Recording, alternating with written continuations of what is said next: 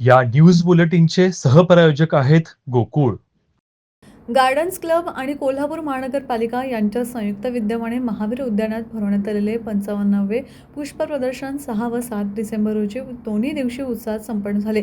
विविध रंगांची फुले, आकर्षक बागकाम साहित्य, पर्यावरणपूरक उपक्रम आणि नागरिकांची मोठी गर्दी यामुळे उद्यान परिसर मंगलमय वातावरणाने न्हाऊन निघाला. 6 डिसेंबरला सकाळी 7 वाजता फुलांच्या स्पर्धेने प्रदर्शनाची सुरुवात झाली. गुलाब, झेंडू, जरबेरा, निशिगंध यासह अनेक फुलांच्या जातींनी सर्वांचे लक्ष वेधले. तज्ज्ञ परीक्षकांनी स्पर्धेचे परीक्षण केल्यानंतर सकाळी 10:30 वाजता उद्घाटन सोहळा झाला. उद्यान स्पर्धेतील विजेत्यांचा सत्कार माननीय मधुरिमा राजे छत्रपती यांच्या हस्ते झाला. अध्यक्षस्थानी परितोष कंकाळ तर विशेष अतिथी म्हणून सत्यजित कदम, राजेंद्र दोशी आणि शांतादेवी डी पाटील उपस्थित होते. पुणे, सांगली, बेळगावसह कोल्हापुरातील विक्रेत्यांनी रोपे, कुंड्या, स्टँड, कंद, खते आणि बागकाम साहित्यासाठी विविध स्टॉल्स लावले होते. नागरिकांनी या स्टॉल्सना मोठ्या प्रमाणात प्रतिसाद दिला. मी पल्लवी कुलकर्णी, अध्यक्षा गार्डन्स क्लब कोल्हापूर.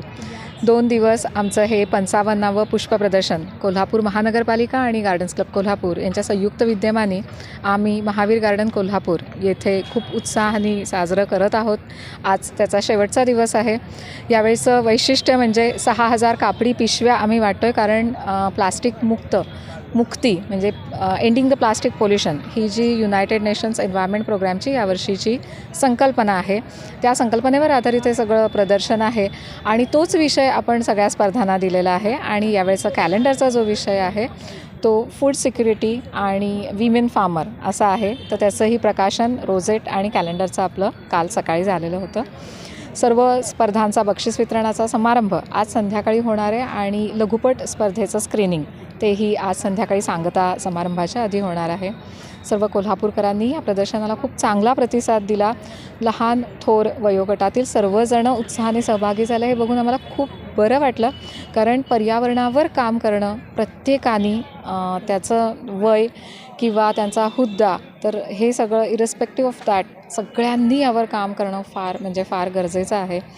नवीन पिढी, जसं आपण आता इथले यावर्षी काही डिस्प्ले बघितले असेल, तर शाळांमधली छोटी मुलंसुद्धा प्लास्टिक प्रदूषणाचा अंत कशा पद्धतीने करता येईल यावर चांगल्या सूचना आणि उपाय सुचवत आहेत. तर बरं वाटतं आहे की एवढी छोटी मुलंसुद्धा यामध्ये सहभागी होत आहेत. चित्रकला स्पर्धेमध्ये लहान थोर सगळे सहभागी झालेले होते. त्याचबरोबर फ्लोरल फेस्टिवल या संकल्पनेअंतर्गत इंडियन विमेन सायंटिस्ट असोसिएशनच्या बरोबरीने आपण वर्कशॉप 2 दिवस घेतली. त्यामध्ये फुलांपासून सर्व काही, यामध्ये floral fragrances, paper flower making workshops, floral drinks आणि फ्लोरल फ्रॅग्रन्सेस त्याच्यासाठी खूप तज्ज्ञ ओहारा इकेबाना जपान ह्याचे मास्टर्स आणि मुंबईहून डॉक्टर शर्मा हे त्या फ्रॅग्रन्सेसमधलेच एक सायंटिस्ट किंवा रिसर्चर इथे आलेत आणि त्यांचा डेमोही चालू आहे. तर असं सौंदर्य आणि पर्यावरणाचं सौंदर्य संतुलन जपणारी हे जे प्रदर्शन आहे, तर हे करताना आम्हाला खूप समाधान मिळतं आहे आणि कोल्हापूरकरांच्या प्रतिसादाबद्दल आम्ही त्यांचे आभारी आहोत. Thank you so much. 7 डिसेंबरला लहानग्यांसाठी चित्रकला स्पर्धा झाली. बक्षीस वितरणासाठी हिराकांत पाटील प्रमुख पाहुणे तर ज्येष्ठ चित्रकार विलास बकरे अध्यक्षस्थानी होते. विजेत्या चित्रांची 2027च्या कॅलेंडरसाठी निवड करण्यात आली. संध्याकाळी पृथ्वी आणि पर्यावरण या संकल्पनेवरील लघुपटाचे विशेष प्रदर्शन झाले.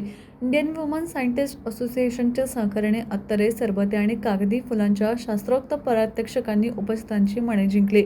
युनेपच्या प्लास्टिक प्रदूषणाचा अंत या संकल्पनेवरील सजावट प्रदर्शनाचे विशेष आकर्षण ठरले.